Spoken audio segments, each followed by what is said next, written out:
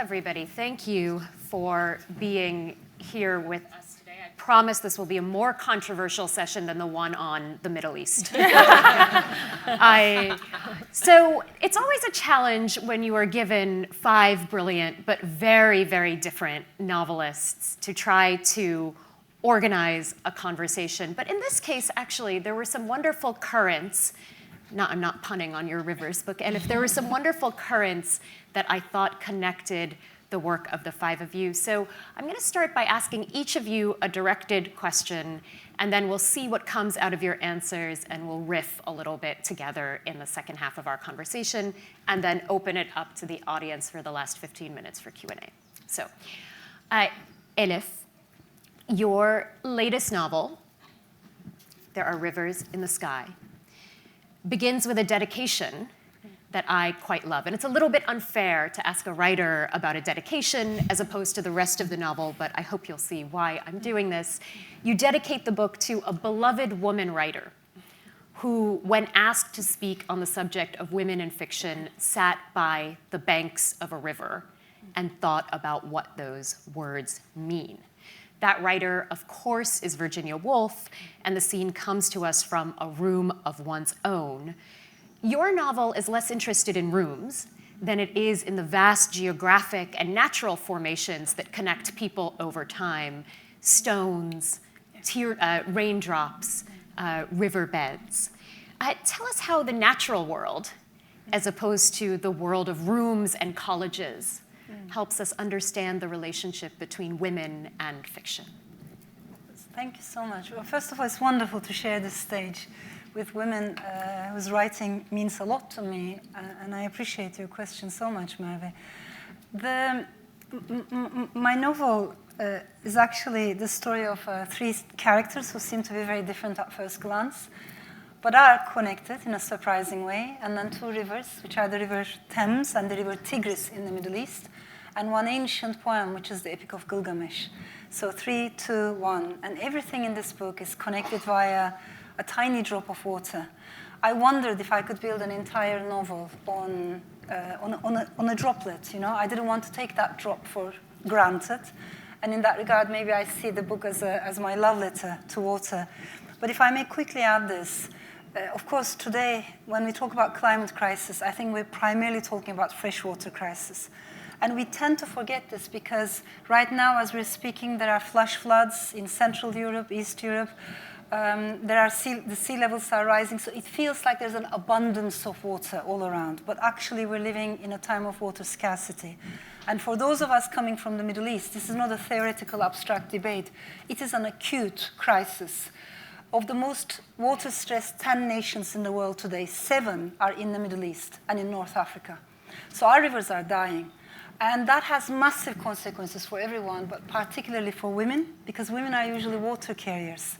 When there's no water nearby, the distance that a woman has to walk increases, increasing the possibility for gender violence. So all I'm trying to say is, coming back to your question, all these questions are actually interconnected. You know, we tend to think they're in different boxes: water scarcity, gender violence, or racial inequality.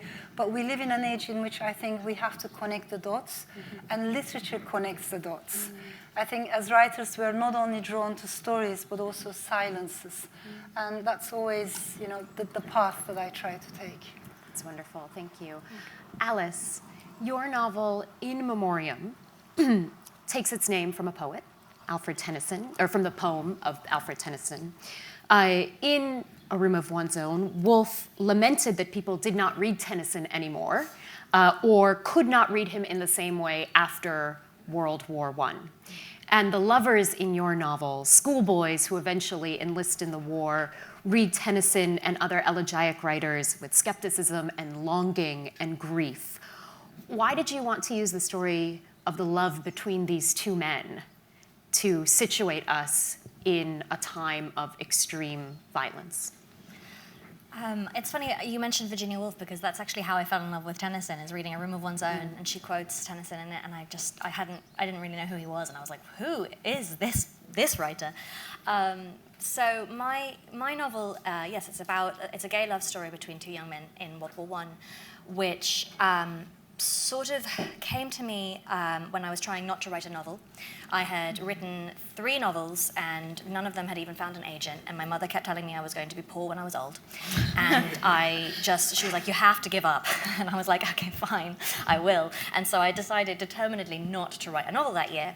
And I was procrastinating on something else, and I have been reading Goodbye to All That by Robert Graves. And he and Siegfried Sassoon wrote each other some really interesting letters with a very strong undercurrent of something. And I do not want to imply that there was anything sexual or romantic between them, but there was one of them later said that there was a heavy element of the sexual in their friendship, even though it never came to the fore. And in these letters, there was a lot beneath the surface.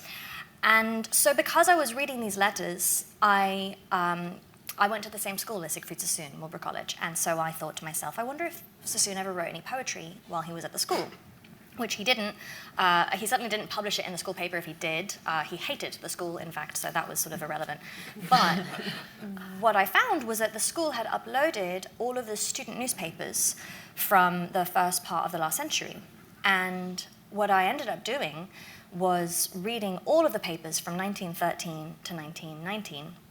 And at first, these papers are, sort of smug and charming and funny and irreverent and entitled and kind of good fun, although, it was sort of fascinating to read. And then the war breaks out, and suddenly it falls to these teenage boys to write the obituaries, the in memoriams of their older brothers and their older friends. And at the beginning of the war, they're still quite excited about the war.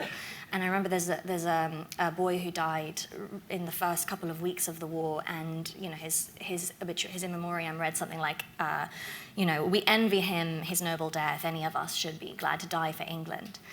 But then the war goes on, and they just change in texture and consistency, and I had read a lot of war literature about World War I, but the war literature about World War I was generally published about 10 years after the war. That is sort of 1927, you start getting a lot of these big books about World War I, and they are written by people who have spent 10 years polishing their thoughts and their experiences, and they are explicitly writing about a tragedy they have endured for people who were not in that tragedy to be able to understand what it was like.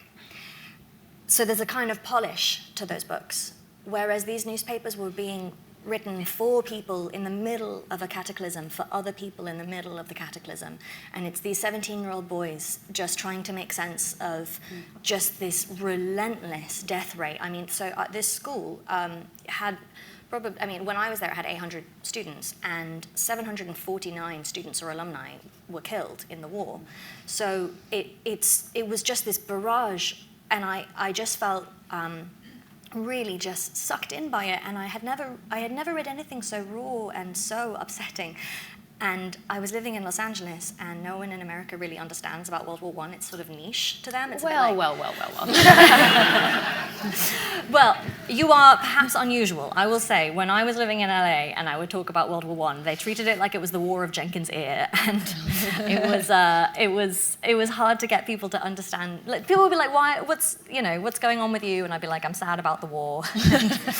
And so I think I ended up writing the novel essentially because I felt alone in this grief, basically, this secondhand grief. And I just didn't know what to do with it. So the novel is like a surplus of grief, essentially. It's interesting to hear both you and Elif talk about how something very, very small, a raindrop or a letter between two men or a newspaper item announcing somebody's death, can scale up to the historical. And this is interesting for me because for our two final speakers, we will see how we begin there with the very, very small and then scale up to the historical imagination in a more explicit way. But Eliza, you kind of occupy the middle range of history on these two sides of the conversation. Your novel Promise opens in the Northeast in 1957, not with two lovers, but even better, two sisters.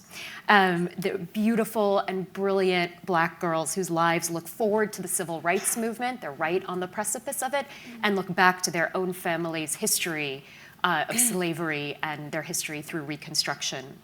How does the relationship between your two sisters, Ezra and Hyacinth, help us to understand both the personal and the political dimensions of the novel when it tells the story of enslavement? Thank you for that question, and I echo everyone's really wonderful feelings about being here. It's wonderful. So for Promise, I wanted to think about the world where my mother grew up, which was the 1950s, and that she would have been born in a world where the civil rights movement was just beginning, with the Voting Rights Act with Eisenhower, and there's this kind of things are happening in the South. And I was really obsessed with the word promise. And I'd heard this word promise since I was a child. And it's a kind of geography or landscape that my parents would promise me something. They would promise each other things. America would promise Black people things and other people things. And there are moments when I've broken promises that I swore I would not break. And so there's a kind of intimacy that is personal, and yet there's also a politics. One of the biggest reasons America is in a state of chaos is this kind of not living by one's word, and in fact banning and burning those words out of fear. So if you are two sisters, Cynthia and Ezra, and you live in northern Maine in a small sea village, and there's only one other Black family besides you, what is life like? I thought at first I'd write the novel in the South, but that seemed too easy. There are too many stories of race in the South. Faulkner's done a really good job with that. I think I'll leave that to him. But I wanted to show the strangeness, the coldness of racism by the novel mostly takes place in a blizzard. And I felt for me as a child, there became this very painful moment, a different kind of loss of innocence where, you're walking into a store, you're climbing trees, you're doing everything, and your mother or father or a stranger will suddenly make you feel that you don't have right to joy. You don't have a right to, you're criminal somehow, something's wrong with you.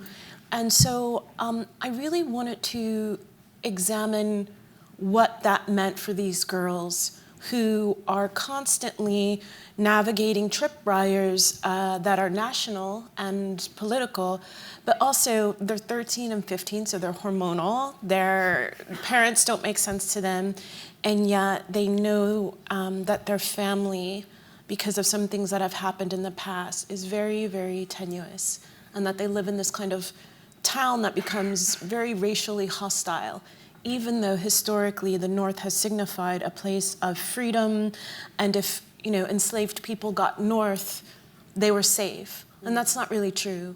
And so the book, I think, is about the kind of resilience and gray space of wonder and resilience that these two girls have, and that their promise to each other is that they're not going to die, that they're going to stay alive, and that they're going to love their life, even though they almost end up as orphans by the book's end.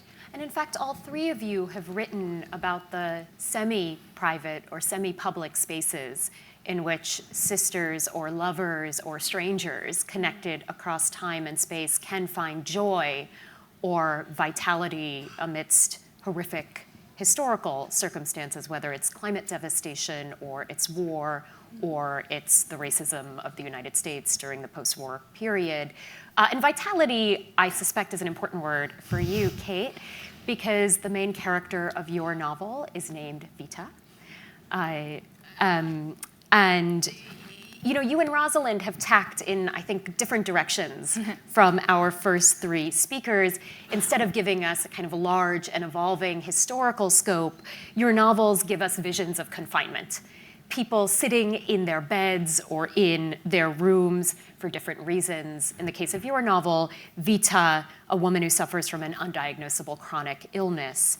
Yet you both show how confinement can actually spur the imagination to create not a room of one's own, but a world of one's own within a room that can feel claustrophobic. Talk to me about how you were thinking of the relationship between women, illness, and fiction. No, you first, Kate, and I have a slightly different question for Rosalind.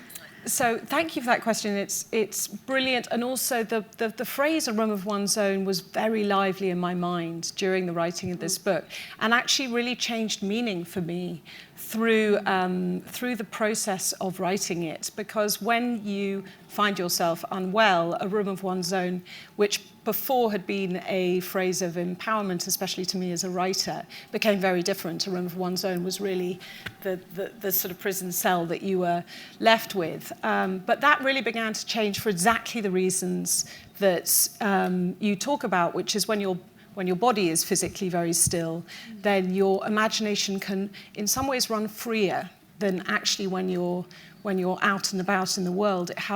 It seems to be able to travel more and expand more. And Vita in my novel starts off with illness as something of a villain for her, and then by the end of the novel, the illness becomes a hero in the book, because it does crack her open and it does give her this opportunity for her mind to run free, and in this case, run into different parts of her life, but really have this particular focus on love and conversations about love, and that's with her sister and with exes in her past, and with this Renaissance ghost called Luigi di Porto, who was actually the original author of Romeo and Juliet. And Whitney Houston. And Whitney Houston, which the goldfish, is the name of her goldfish, who is also in a room of her own, though actually that changes. But it is for me certainly the period of discovery when I myself was ill, but also more in the writing of the book and in channeling Vita, was that space expands, and that room becomes a kind of reckoning in which really time collapses, and everything that's happened to you beforehand suddenly fuses in a very different way and becomes something very different. Rosalind, there's something similar going on in practice, your debut novel, in which a student, Annabelle, who is a student at Oxford, is trying to write an essay to make a deadline, but she would rather do anything else, it seems, but write this essay. So we get these wonderfully granular descriptions of how she brews her tea and in what order. We get descriptions of her taking a shower, the parts of her body that she lathers up and then washes off.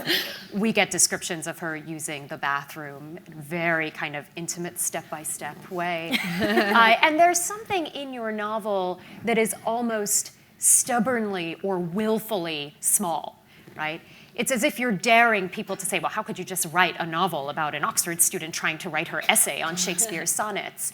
So there's a real gamble that you're taking there. So I'm curious to hear you talk about how you picked that scale to direct your attention and how you used it to do exactly what Kate's describing, crack open the imagination of your character. Yeah, thanks. It's really lovely to be here. It wasn't a decision, as far as I can remember, to set a novel at a very small scale. I think I started in a small place with just a couple of images of who the student Annabelle feels she wants to be. A glass of water or a tree, a very opaque tree deep in the forest.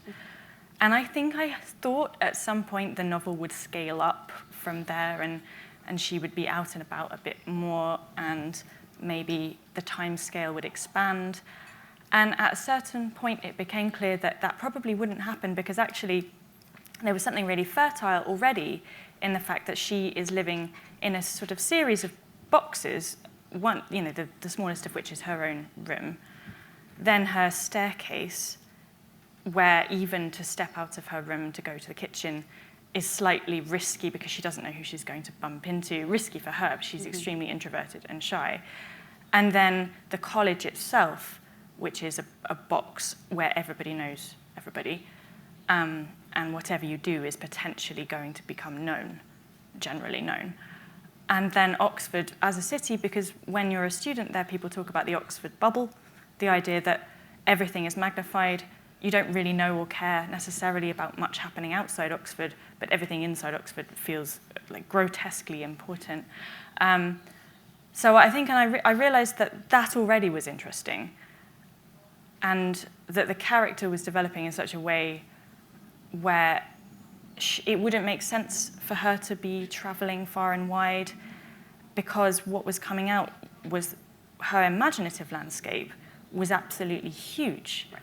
And that she couldn't read Shakespeare, for example, without starting to kind of unspool fantasies about Shakespeare, the man, writing at a table, bizarrely, or the young man to whom many of the sonnets are written, as a real person coming to see one of Shakespeare's plays at the Globe, and only having known Shakespeare so far as this kind of slightly kind of shabby older man who's weirdly desperately in love with him, and suddenly seeing these plays and even seeing Shakespeare acting himself and thinking, wow, I hadn't realized how, astoundingly good this person is at the thing that he, does for a living.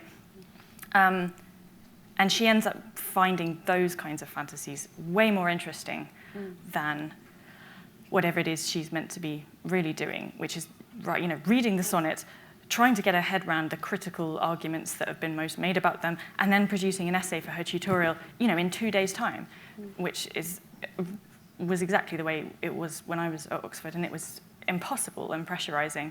And so she finds this escape.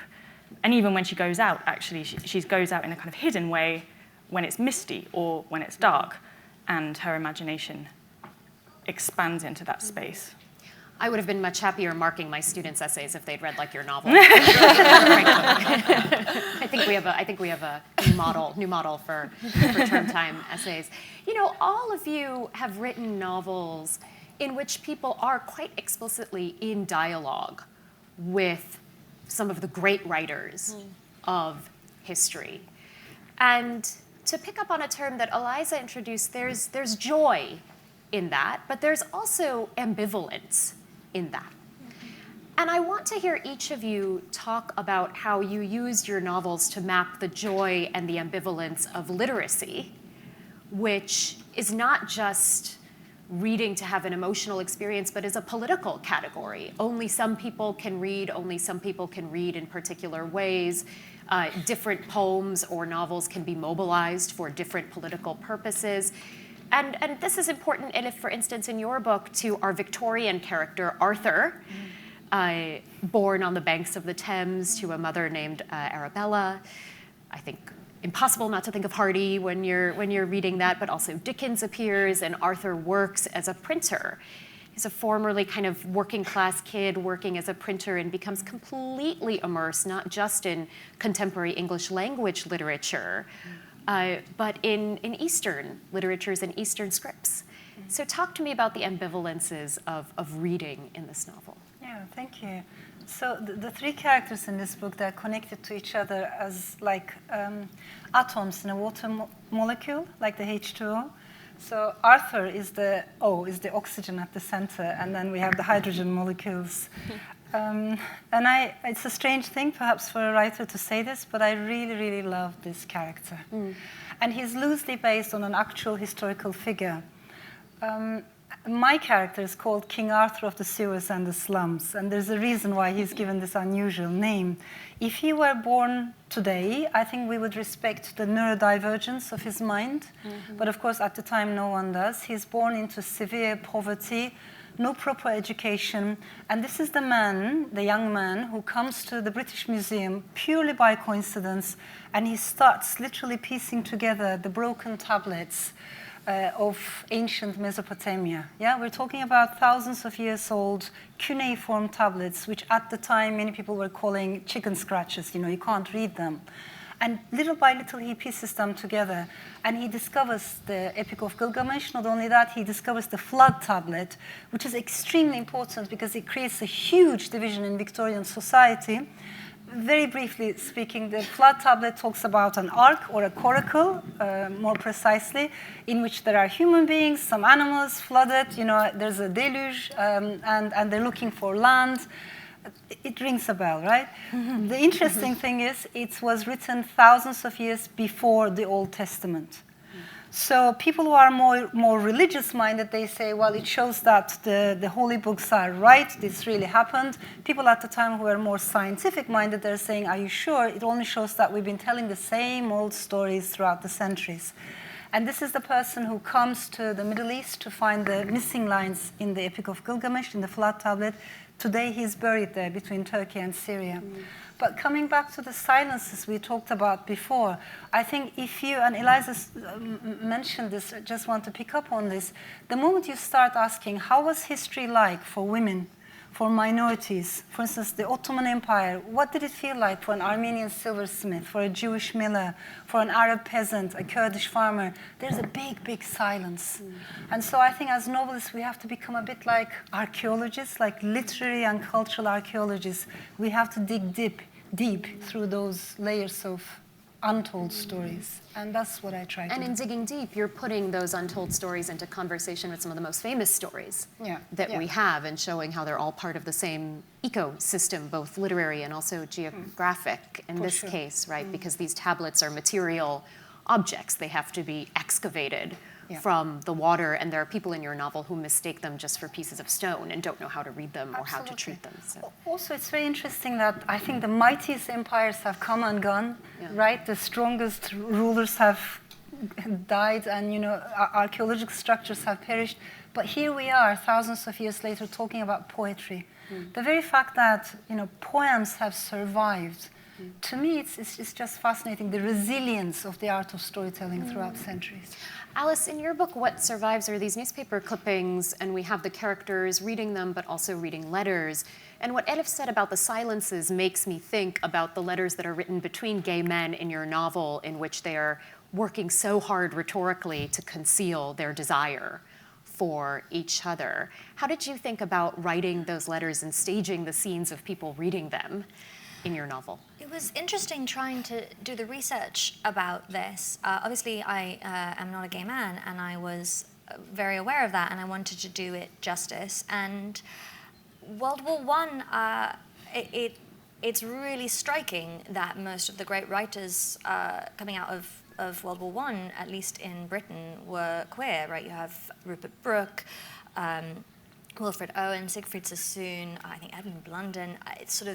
It's very notable. Vera Britton's brother, and so Whole Bloomsbury crowd. Sorry, Whole Bloomsbury crowd. Well, exactly. And so it felt like a natural starting point. But the issue is that when you're trying to read between the lines, it's not always obvious what the rules were. So what I was able to do was I found a few books that were instructive for what the unwritten rules were for homosexual exploration in boarding schools. So for instance, one of the most useful books was this book by Alec Waugh, who was Evelyn Waugh's older brother, who was expelled from Sherborne for various sort of gay misdoings, and then wrote a tell-all memoir, and is the reason that Evelyn Waugh couldn't go to Sherborne, because he wanted to, and they were like, no, the last brother of your family. So I read this book. It was very scandalous. He wrote it in a few weeks when he was 17, right before he went to go fight at the Battle of Passchendaele, which was one of the most horrible battles in which people literally drowned in mud. And he wrote this very romantic, in a capital R kind of way, book about his experience at school. And it was through reading this that I was able to kind of identify that at these schools, as long as you were popular, good at sport, discreet, and fully intended to do the normal thing and marry a woman later, it was all right to explore your sexuality. And people would sort of turn a blind eye to some degree.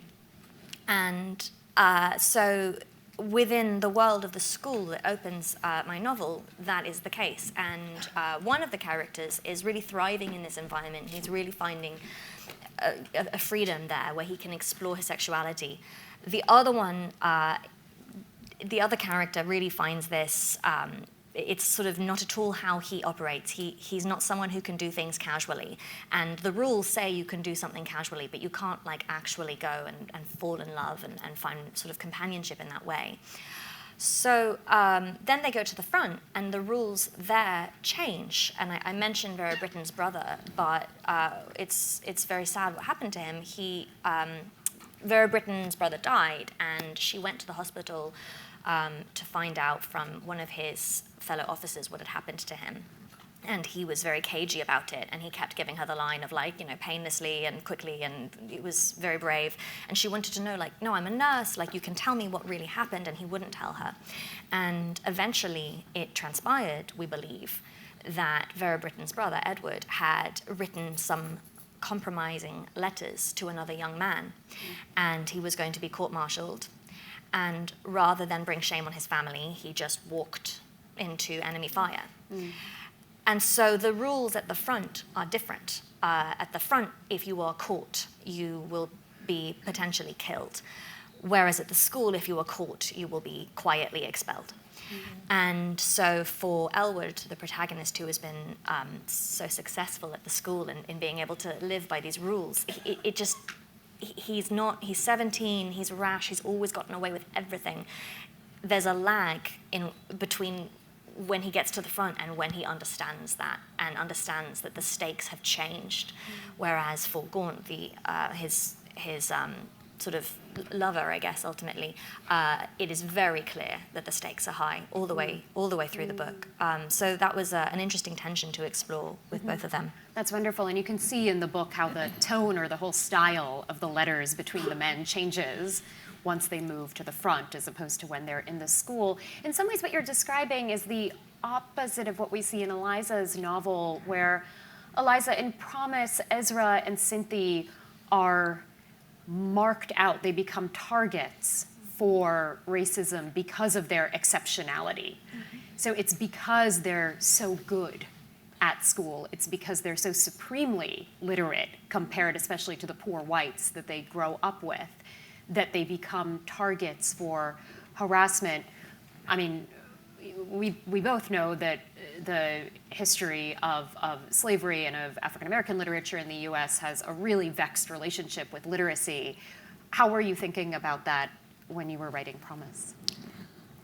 It's a great question. Well, I think there were so many points of intersection in Promise of class. So there's circumstances where Cynthia and her family are more middle class than the actual sea village that they are kind of living in or sheltering in. And yet, because of their race, they are still kind of the pariah of the town. And the girls who have this wonderful love of reading and education that they've received from their father have now reached a crossroads where do they go with that in 1957, right? Are they cleaning domestic? Are they taking care of white children? Maybe they're going to college, but the options aren't really great. And so I wanted to explore in some way the ways that there can be these collisions of pressure and kind of contradictory things in the Black community of, you know, having this certain kind of respectability. And these girls are kind of like, well, we want to choose who we want to be. We don't want to be like in our place. We don't want to be told, you know, that we have to be like ladies now because we know who we are and we're very strong. And so the education that they received is also the thing that is now going to be weaponized against them. And the thing that gets weaponized, sadly, more than anything, is their body, is their presence in the book. And so they have a friendship with a young white girl whose name is Ruby, and when they're young, they're free, they're kind of feral, wild girls, climbing rocks, jumping off things, they're filled with this kind of wonder, and their family is very kind of almost hiding from the rest of America. And so as things develop and kind of America shows up at the door of this kind of small village, there's a new kind of education that is devastating for them and will almost wipe out their family. And this kind of word of silence, of I was raised of like seen and not heard. Don't talk, children should not speak, no talking, no, like being a kind of moral, go tell it on the mountain, Martin Luther King vibe, rah, rah. But this family is afraid of church, actually. They don't like the way that shame is used and other things are used. And so they are also within the Black community seen as kind of odd because they're not following like the righteous path that good Black people should follow. And so that also makes a tension. Yeah, they're afraid of their own history. They don't trust it. They don't trust it. And so that the family becomes the source of silence in your book, and the ways that different institutions or structures become the source of silence, Alice and Elif, in your books. Kate, why Whitney Houston as the name of a goldfish? That's such a good question. It's not a good question. It's actually a totally silly question. But why Whitney Houston? Yeah, I mean, there are lots of lyrics that go through my mind when people ask me that question, and I can give you, any of them, including the, want to dance with someone, which is what Vita's feeling most of the time. But actually, it was really about telling the story of illness in a way that was different and illness is a story that people do not want to hear, and I was determined to make it a short novel, a comedic novel, and to bring humor and joy and a lot of surreal elements into the novel to try and disrupt that idea of what sickness and confinement is actually like. And in my experience and in Vita's experience was not like at all. It was a very rich, creative, often darkly funny time. But just to pick up on what you were talking about in terms of storytelling and ambivalence in storytelling, one of the characters that I used to disrupt this idea is this Renaissance ghost who pitches up at the end of her sick bed and is very peeved because Shakespeare has stolen his story. He has stolen Romeo and Juliet, and actually Luigi came up with the idea, and how has he been written out of history in this way? And my character, Vita, is actually quite a successful podcast producer. And she produces a podcast called Confessions, which is about taking famous people or celebrities' stories and finding the trauma element in it, the confession, which is what draws a neat line between how they behave in life and what this one element of their life has which has created them. And I was really trying to poke fun at this idea that which has become increasingly prevalent in magazine features and in celebrity discourse, which is that somehow there's one event that explains you, and often that event is something that's pretty dark that's happened to you, and has somehow either handicapped you or traumatized you, which is in no way to diminish the fact that that is often the case, but it has become this way of telling your story. And Luigi himself has this sort of origin story as well, which is discovered through the book, and he becomes a guest on the podcast Confessions by the end of the novel. So I really did want to explore in quite a playful way that ambivalence that you're talking about.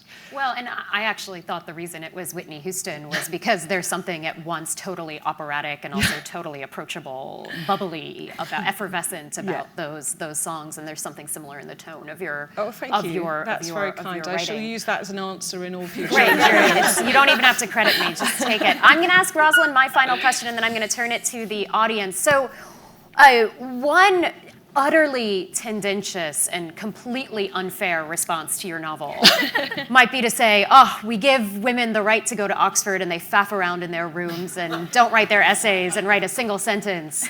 And fantasize about Shakespeare. And fantasize about Shakespeare and about being Shakespeare's poem, right? As opposed to being Shakespeare or Shakespeare's sister.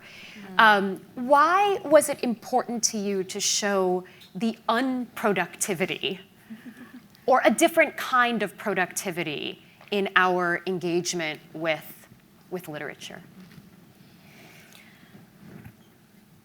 I think that that's extremely important because for Annabelle, the way that she's living, which is that she has this extremely strict routine, she's focused above all on her work. She doesn't care that much about making friends, although then she sort of feels like she should care and maybe she should have this relationship and maybe, she's quite confused about that. But in her heart, really what she just wants to do is sit in her room and read and think and, begrudgingly kind of write this essay. And she's living her life in an extremely kind of aestheticized way. Her life is a series of kind of beautiful moments and it's enabled, as Kate was saying, but, by staying in one place and staying very still.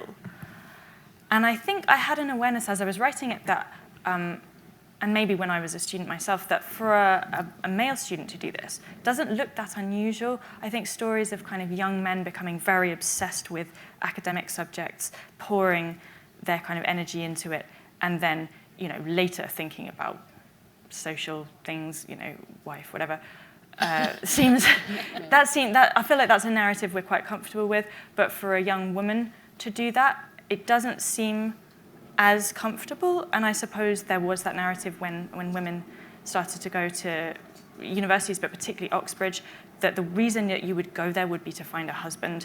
A.S. Byatt, for example, explores that very beautifully. I was just thinking about possession as you were speaking. I was thinking of Still Life, her novel where her heroine, Frederica, goes to Cambridge and suddenly is cast into this very male-dominated environment. She has no interest in finding a husband, and so it is brilliantly done. And so Annabelle's a few generations later, determined to do it her way, but it's still uncomfortable, and she's uncomfortable about it, but she's kind of determined to do it.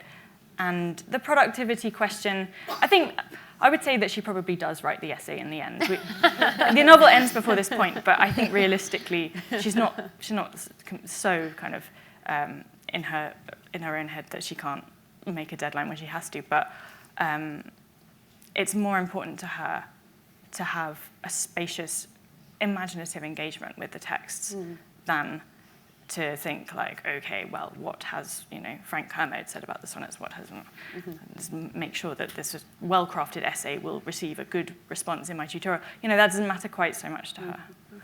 Thank you. All right, audience, we turn it to you. Yes, over here. Wait, we have a mic. We have a mic coming to you.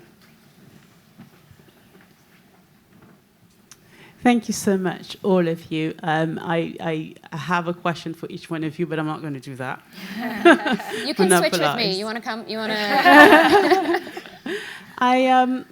I was incredibly touched by Eliza's novel, and I was thinking about, we were talking last night, and I was thinking about how family dynamics is shaped by trauma and the external events, and how even when you try to conserve this family bubble, there's always these elements encroaching on your relationship with each other and how you react and on your daily lives, how you interact with each other. And I was thinking about, one of the most difficult moments is, for example, a mother is when your child discover what racism is, for example, the following on the shops and all that. So can you expand a bit more on the dynamics, how it shifts throughout the novel, please? Thank you for that question and for our conversation last night, which was really wonderful.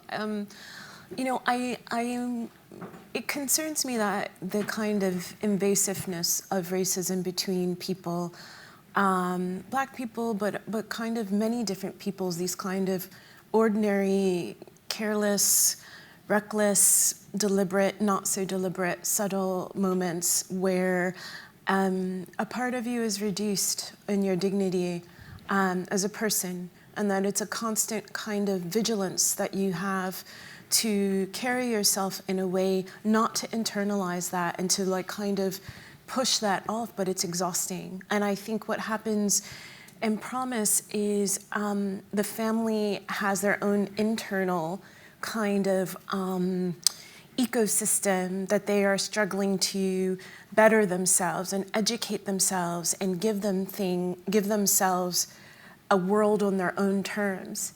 And yet the world surrounds them and begins to crush their edges and crush them. And even in school, they're not safe. They're literally not safe on the pages of the books. They're not safe from their teachers. So where can they be safe?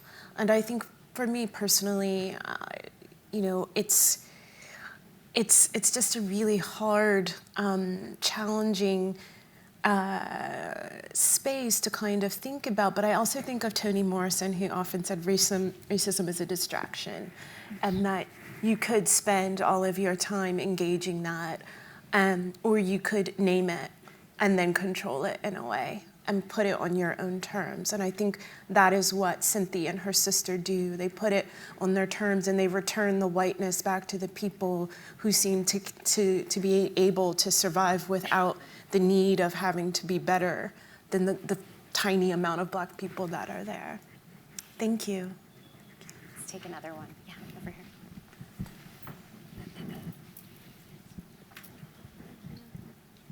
Hi, everyone. Thank you so much for this talk. It's really nice to see you all engaging with each other. I was interested in the conversation that about like silences, and I am like historian by training, and I'm working in archives right now. And I'm thinking about like archival silences, and then for those of you who've written like historical novels, how do you like grapple with people who are often left out of these archives, especially thinking about like Eliza, like a long tradition of African Americans having to use like kind of oral histories as opposed to like traditional archives to like reconstruct stories.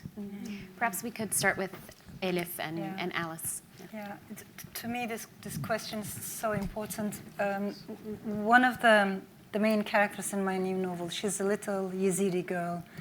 And the Yazidi minorities are one of the most vulnerable, beautiful but vulnerable minorities in the world. The Yazidi lore talks about 72 massacres. In 2014, of course, the genocide against the Yazidis happened in front of the eyes of the world. But sometimes we don't notice that the very first thing that ISIS fanatics did, the first thing they did was to kill the water. They poisoned the water. And the second thing they did was to kill the elderly. This is not only horrific in itself, but in a minority like the Yazidis, we're talking about a community in which memory is transmitted orally, not through written culture, but through stories, ballads, folk tales. So when you kill the elderly, you kill collective memory. And they did it very deliberately. Then they killed the men and they kidnapped the women and the girls. What I'm trying to say is, and as we're speaking right now, there are still thousands of Yazidi women still missing, So my point is, it's a challenge for a writer. How do you approach? To me, it's very important to be aware of the importance of oral culture. I grew up, of course, and I love the European canon of the novel, but I don't like it when our conversations are almost always Eurocentric. I really don't like it, because there are other pockets of knowledge across the world that we need to tap into, and oftentimes they're transmitted orally. So to the best of our ability, I think we need to bridge written and oral cultures. It's something that I find really important. And one of the most moving, I think, relationships in your novel is between Narim, who's the young girl that Elif was describing, and her grandmother. And her grandmother. And that's the kind of vehicle of transmitting that knowledge of how to read and how to speak a language that is rapidly dying. Yeah, absolutely. If I may quickly add this, it's very interesting. Oftentimes, I don't know if you'd agree, in many immigrant families or families who have experienced some kind of displacement, it's usually the youngest in these families who are asking the deepest questions about culture, collective memory, family stories, or family silences. The elderly don't talk about it. The second generation understandably try to find their feet, but the third or fourth generations are now digging deep into those family silences, and I find that interesting.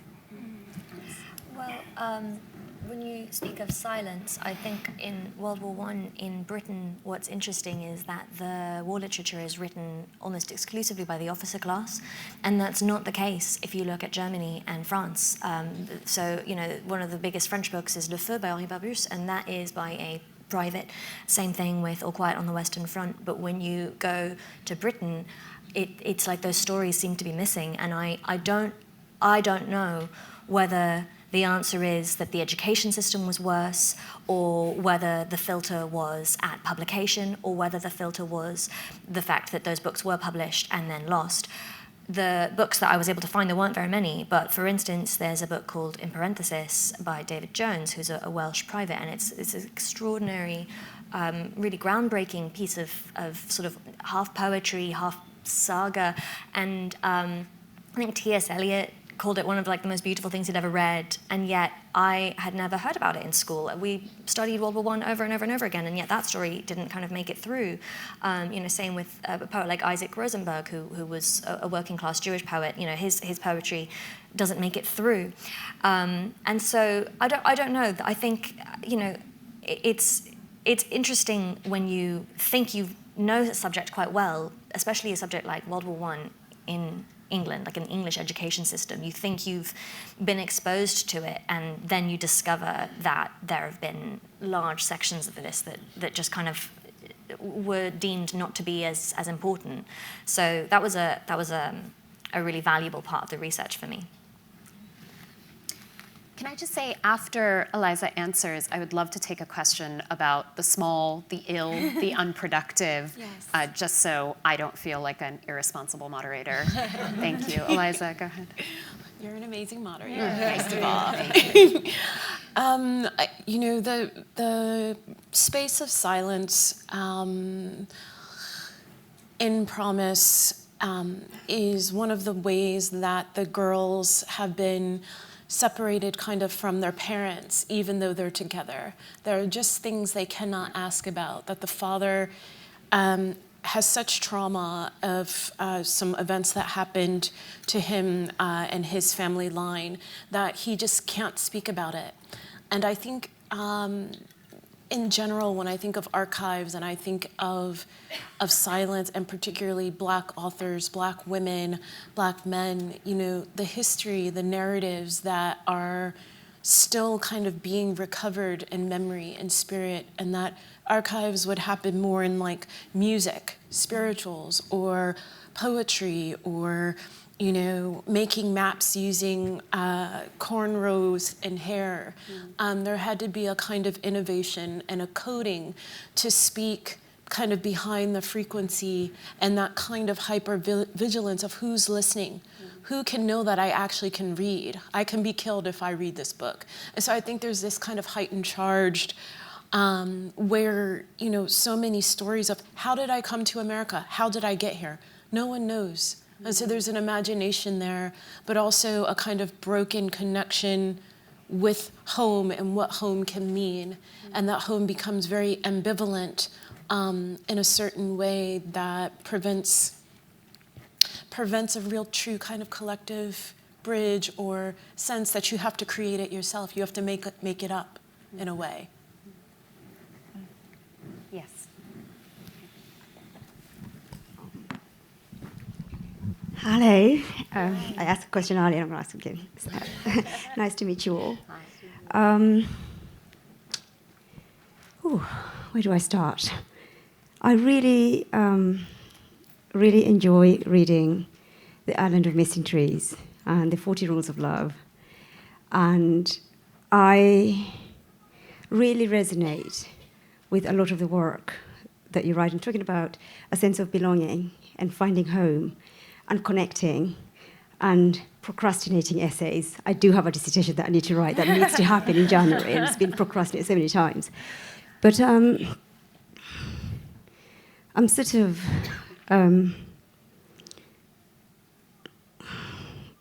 take a deep breath. So this is the first time I've come to an event like this. I have come to this because I was curious, and I've been doing a lot of reading and mainly to do with psychological work. I'm training to become a child psychotherapist. Hopefully next year I'll be completed after working with adults. But what I've noticed, coming from a background, when you're speaking about the king in your new book, from the slums in Kenya, and growing up in an orphanage, and not having a sense of direction, and someone to really help you and guide you and support you, and read to you, and really empower you to see the beauty of imagination and creativity and curiosity. I'm wondering how, and now even volunteering, working with children in marginalized communities, I notice that that's a difficulty, that's a challenge that a lot of people have because of their circumstances at home. So I'm wondering, how could we support these young people who, coming from a background like I've come from, where I've had to look up to literature to find some kind of encouragement, and I think about Shams of Tabriz and Rumi, and I think about how that story kind of has empowered, the story sort of empowered me to be able to think about how can I go forward in my life, and having 3 children, how can I support them to be able to have their own standing? So how, all of you, can you help me understand how you do that? Maybe you might be doing it already, but I'm curious. I know I've rambled on a bit, but just wanted to bring context. So maybe we can start with you, Rosalind, and if it's okay, if I could just reframe that question a tiny bit. I might ask it as, if you were to encounter somebody who said, I'm sorry, this novel that you've written is simply too elite, too closed off, too white, too upper middle class for me to read, what would your response be to that person? I want to start with you because I want to cling to my direction that I gave for people to ask about the small, the insignificant, the ill or the unproductive. But it also strikes me that in some ways your novel is the one that might invite this response most intensely and acutely. So maybe I can ask this of all 5 of you. I mean, I think if someone said that to me, I would say that's completely fair enough. Like, there are a lot of books, and there's only so much time, and we all feel this, I'm sure, as readers. Read what you feel drawn to and what feels important to you in whatever moment. I think for me, there's an element of writing what you know in a novel, although it's a long time now since I was a student, but I think for me it was also about an experimentation in my approach that meant that having that small scale to enable a kind of larger expansion to take place was helpful. And actually, just going back to the subject of silence, there are archival silences that are explored in the novel. Yeah. The question of who, if anyone, this young man was that Shakespeare was writing to is a kind of incredibly live, still quite live question. And more importantly, perhaps, the idea that the sonnets are sexual, like homoerotic in nature, was really not acknowledged by critics until sort of late part of the 20th century, and really then only in academia. And Will Tosh, the research director at the Globe, has recently written brilliantly about this, that only recently we're starting to recognize this. So I think I've kind of hidden perhaps things that feel more important and current in there. But I take that as a response to my book as completely valid. So. Okay. It isn't my response to your book, just FYI. I mean, what I would have, not to answer that question for you, but I mean, one kind of affirmative defense is to say you've written a book about what it means to think, what it means to read and what it means to think, and you've modeled this extraordinary process of thinking, which is messy. I mean, like the relationships between lovers or sisters, or the way a drop of water snakes its way around the world, or being ill and trying to understand what your own body is thinking is unbelievably messy, I think, for everybody. And we tend to think of certain people having the privilege to not be messy thinkers, but of course that's not true. And all thinking is also embodied. You do it with your body, right? So you do such a brilliant job separating or troubling the mind-body dualism. Yep, you do this. Yes, exactly. Kate. Thank you for your question. I can really, one of the first things that I think of books as doing for me is a kind of parenting. When I was very young, my father used to read to me when I was a very small child. I'd lost my mother, and I felt that the stories that he was telling me, he was an awkward man emotionally in some ways, and he, I think, used books as a way of bridging that gap. He could neither be a mother or speak to me about how he was feeling about our shared grief in a family. But he did find books that spoke to us, and they were such a huge range of books, from children's books to books that we only really vaguely understood what was happening. But in doing that for us, in creating that space where books were a sort of guiding feature of our lives, he managed to create many parents around us. And so I just wanted to respond to that initially, and then in terms of oh no, you don't have to. the I thought second that was one. a beautiful. I thought that was a beautiful. But I also wanted to. So I think there's no wrong parent that you can bring into that space when it comes to books, because I think the more perspectives and characters that you populate a children's world with, the more they get to have this privilege of many eyes looking out for them, and many worlds to learn and live through.